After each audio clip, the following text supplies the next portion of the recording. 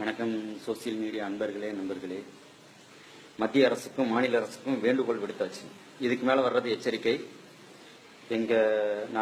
எனது சகோதர சகோதரிகள், என் குழந்தைங்கள்ல இருந்து பெரியவங்க வரைக்கும் ஜல்லிக்கட்டுக்காக போராடிக்கிட்டு இருக்காங்க. அது எல்லாருக்குமே தெரியும். உலகம் ஃபுல்லா எல்லாரும் தெரிஞ்சுக்கிட்டு இருக்காங்க. நாங்க சத்தம் இல்லாம ரத்தம் இல்லாம போராடிக்கிட்டு இருக்கோம். எங்க ரத்தத்தை நீங்க பாக்கணும்னு நினைச்சீங்க, பாத்துட்டீங்க. ஆனா எங்க சத்தத்தை பாக்கணும்னு நினைக்காதீங்க. அப்புறம் உங்களுக்கு உங்க ரத்தத்தை நாங்களே காட்ட வேண்டியது இருக்கும். இது கண்டிப்பாக எச்சரிக்கையாக நீங்க வச்சுக்கோங்க. எங்களுக்கும் தன்மானம் இருக்கு. எங்க தன்மானத்தை இழுக்க நாங்க தயாரா இல்ல. எங்க உரிமை எங்களால விட்டு கொடுக்க முடியாது. யாருக்காக நாங்க விட்டு கொடுக்க தயாரா இல்ல. இதோட நிறுத்திக்கங்க. அப்புறம் பேர் என்னதுங்க? ராதாராஜன். அவளுக்கு என்ன அவ்வளவு திமிரா? அங்க இருக்கிறதுல நாங்க சகோதர சகோதரின்னு சொல்லிக்கிட்டு இருக்கோம். நீங்க எப்படி ஆத்தா கல்யாணம் முடிச்சு உங்க பிள்ளைகளை பெத்துக்கிறதுக்கு புருஷன் கூட இருந்தீங்களா, இல்ல வேற மாதிரி இருந்தீங்களா? இதுக்கு மேல எங்களால பேச தெரியும். தமிழ் படங்களில் நீ நடிக்க மாட்டேன். திரிசா ஆவேசமா ரொம்ப அவசியம். அடியே, நீ எல்லாம் அம்மனமா வந்தப்பவே நாங்க கண்டுக்கல். அடி, நீ எல்லாம் எங்களுக்கு மேட்டர உண்மையிலே நீ மேட்டர் தான். அது அடுத்த பிரச்சனை, அது வேற. ஓகேவா? தெரிஞ்சுக்க. நீ நடிக்கல, யாரும் கவலையும் படல. நீங்க வரவும் வராத.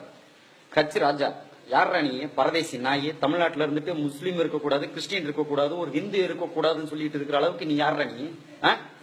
வடநாட்டுல 2 கன்னியாஸ்திரி சர்ச்சுக்குள்ள நுழைஞ்சு 2 கன்னியாஸ்திரியில கற்பழிச்சப்ப தமிழ்நாட்டுல கற்பு துடி தூக்கணும் ஒரு தமிழன், ஒரு முஸ்லீம். அதை மறந்துடாத.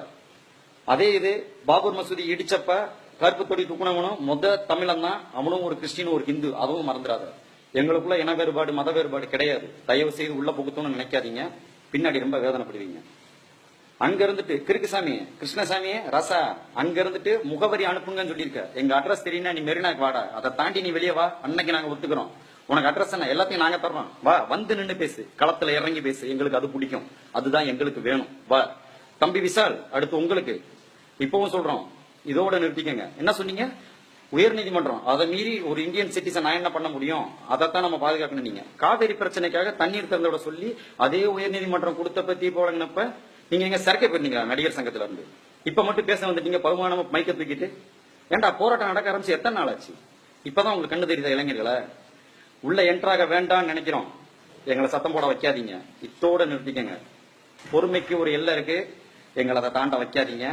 வேண்டாம்னு நினைக்கிறோம். அதோட நிறுத்திக்கங்க. எல்லாருக்கும் சேர்த்து, என் நண்பர்களே, எனக்கு வேண்டியவங்களோ வேண்டாதவங்களோ எல்லாரும் சேர்த்து இதை ஷேர் பண்றீங்க. இது எல்லாரும் பார்க்கணும். ஏன்னா வீட்டுல ஆடு வளர்த்தோம், கோழி வளர்த்தோம், என் காலை கூட வளர்த்தோம். ஒரு பன்னியை வளர்த்து இன்னைக்கு நம்ம ஆட்சியில உட்கார வச்சிருக்கோம். அதுக்கு நம்ம வருத்தப்பட்டே ஆகணும். இப்ப ஒண்ணு கெட்டு போகல, மாத்துவோம். நம்ம நினைச்சா மாத்த முடியாதுன்னு எதுவும் இல்ல. எல்லாத்தையும் மாத்துவோம். நம்ம மாத்த முடியும். நம்மால ஜல்லிக்கட்டு நம்ம உரிமை, நம்ம பண்பாடு, நம்ம பாரம்பரியம். அதை எவனுக்காண்டி விட்டு கொடுக்க முடியாது, விட்டு கொடுக்கவும் மாட்டோம். முடிஞ்சவன் என்ன வேணா பண்ணட்டும். தனியால நின்று போராடுவோம். எல்லாரும் நிக்கிறோம். யாரும் ஒருத்தனை விட்டுட்டு ஒருத்தனை எதுவும் பண்ணிட முடியாது. எங்க ரத்தத்தை பாத்துட்டீங்க. இன்னும் எங்க சத்தத்தை பார்க்க வேண்டாம்னு நினைக்கிறேன். இத்தோட நிறுத்திக்கங்க.